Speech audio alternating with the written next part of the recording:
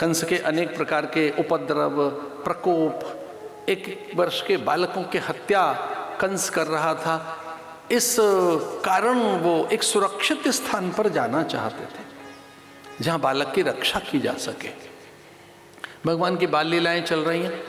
इन बाल लीलाओं में हम देख रहे हैं कि देवकी और वसुदेव उस बालक को जैसे तैसे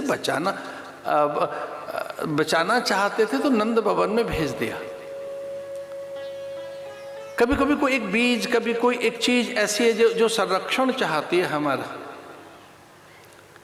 हमसे अभिरक्षित होना चाहती है। भगवान ने ब्रजवासियों को ये काम दिया। नंद भवन से अपनी गौओं को लेकर ब्रजवासियों के संग नंद बाबा वृषभानु राज्य में पहुंचे। वृषभानु ने उनका बड़ा आदर किया। उनके मनोभाव विचार जानकर ही कहा कि ये जो ऐसे धनुषाकार में जो सकल भूमि है, यहाँ के सरोवर, जलाशय, झील, यहाँ की वनस्पतियां, ये सब आपकी हैं। ऐसे आप देखें तो चंद्राकार जो वहाँ बनता है वो एक भौगोलिक जो वहाँ की सीमाएं इस प्रकार की हैं।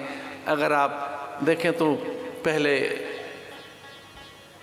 नंदगांव, फिर बरसाना, गोवर्धन और ऐसे वृंदावन, चंद्राकार, ये सकल भूमि आपकी है गौ के निमित्त। मैं नहीं जानता कि आपने किस तरह से मुझ पर उपकार किए, पर गौ के लिए ये संपूर्ण भूमि मैं आपको देता हूं। आप मेरे मित्र हैं, ये मेरा दान नहीं है, ये मेरा उपहार है, ये आपके सम्मान के लिए है। 9 लाख गौएं नंद बाबा के पास। उन्हें चिंता थी कि हमारी गौएं और हमारे गोप ग्वाल बाल, इनकी कैसे रक्षा हो। तो वो सारे खेत खलियान, वो जलाशय, झील, सरोवर, सब उन्हें समर्पित कर दिए गए। आप ब्रज में कभी जाएं तो सरोवरों से भरा हुआ है ब्रज, झीलों से, जलाशयों से, जलागार से। भले ही किन्हीं कारणों से आज वो खारी हो गया हो जल, कई बार मानवीय भूल और बहुत प्रकार के दोष और अनेक प्रकार की मानवीय विकृतियां प्रकृति को बाधित करती है। लेकिन अद्भुत संवाद है नंद के और वृषभानु के कि मैं गौ के लिए सर्वस्व अर्पण करना चाहता हूं। ये गौ कैसे सुरक्षित रहे। तो गौ की रक्षा के लिए भी भगवान का आगमन, वो गोपाल कहलाए, गोविंद कहलाए। गोपाल की कम चिंता है उन्हें चिंता है गौओं की। मैं आपसे निवेदन करना चाहता हूं कि गाय का दूध, दधि, घृत आदि तो हमें स्वाभाविक रूप से प्राप्त हो ही जाएगा, पर वैज्ञानिक कहते हैं जो सबसे मूल्यवान संपदा है गौ की, जो अत्यंत कल्याणकारी संपदा है, वो उसका गोबर है, जो आणविक विकिरण में सहयोगी बनेगा। विविध प्रकार की व्याधियों में जो कवच है, जो रक्षा कवच है, वेद में उसे करीश अथवा करीशुणी कहा गया है। करीश गोबर को कहते हैं, और गोबर के ऊपर एक जो झिल्ली बनती है श्वेत रंग की, गोबर के ऊपर एक आवरण बनता है, उसका नाम है करीशुणी। वेद में उसको बताया वैदिक मंत्र के माध्यम से। ये हम सब जानते हैं, बड़ा प्रचलित मंत्र है ये। ओम गंधद्वारा दुरादर्शाम नित्य पुष्टाम करीशनीम ईश्वरीं सर्वभूतानां तामेहोपवे श्रियम्। जो श्री है, औषधि है, प्राण सत्ता को सहेजने के लिए, विशेषकर मन को नियंत्रित करने के लिए, मन बुद्धि चित्त चेतना की गतिमति में संतुलन के लिए एकमात्र कोई एक धरती पर अलौकिक औषधि है तो वो झिल्ली है करीशनी। उसमें एक अलग प्रकार की गंध, एक अलग सुगंध रहती है उस करीश के ऊपर, उस गोबर के ऊपर की झिल्ली में। ऐसा कहते हैं उसको सूंघ लेने भर से, उसकी गंध मात्र से अनिद्रा चली जाती है, मानसिक रोग शांत हो जाते हैं, जो मनोन्माद है। जो मन का अवसाद है, भय है, चिंता है, उद्वेग है, ग्लानि है, क्षोभ है, अथवा जो अति काम है, अति आवेश है। आज पूरा संसार स्लीप डिसऑर्डर से जूझ रहा है, ना जाने अलग अलग तरीके के सिंड्रोम। अब तो ये गैजेट सिंड्रोम एक बीमारी घोषित हो गई।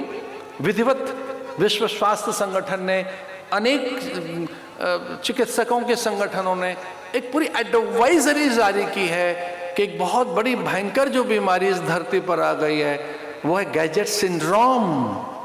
इसका अर्थ है जो हमारे पास टेक्नोलॉजी में ये सारी चीज़ें हैं, जो कुछ भी हमारे पास में ये यंत्र हैं, सूचना के संवाद के तकनीक से पैदा हुए ये मोबाइल आदि, इनसे भी एक प्रकार की प्रकृति, व्यवहार, स्वभाव और हमारी मानसिकता में असाधारण परिवर्तन है।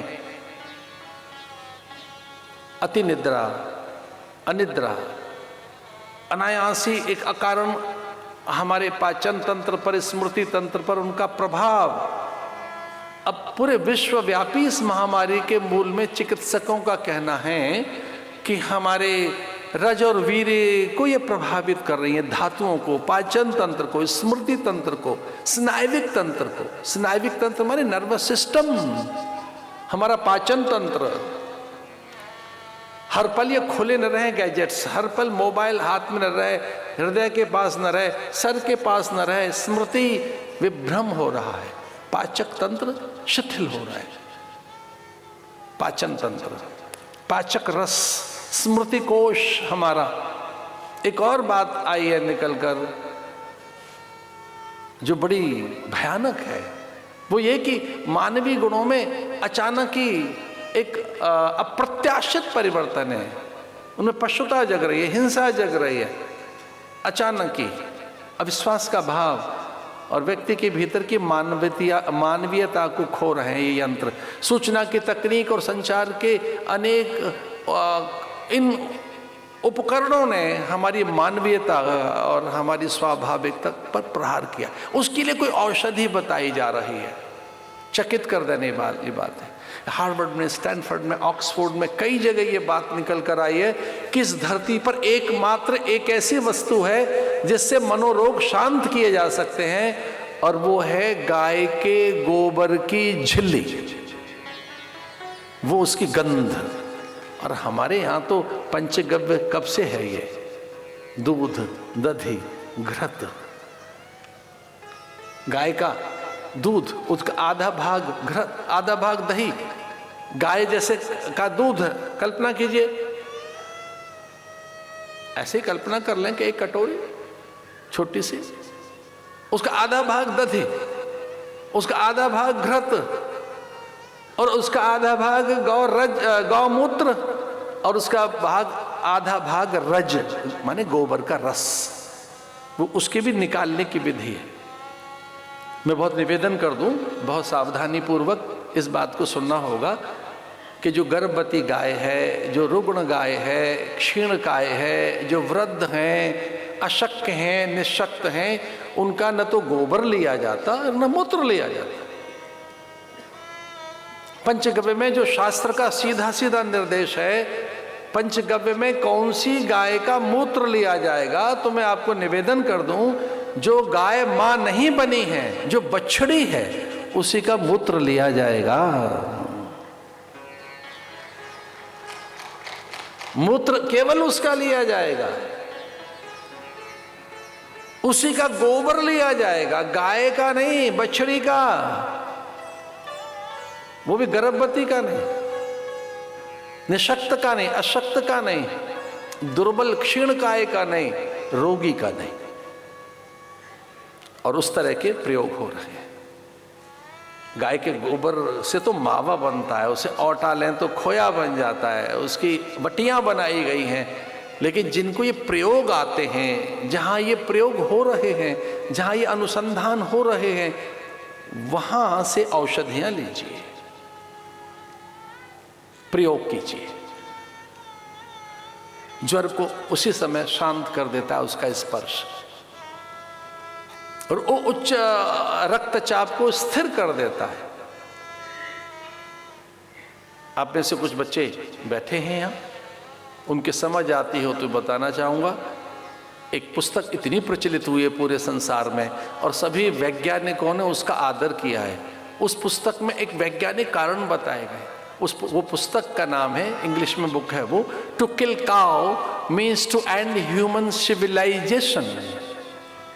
ये हमारे कार्यालय में जाकर कुछ लोगों से पूछकर आप सर्च इंजन में डालिए इसे और आपको पता लग जाएगी कि पुस्तक कहाँ से मिलेगी, क्या है। वो आंखें खोलती है पुस्तक।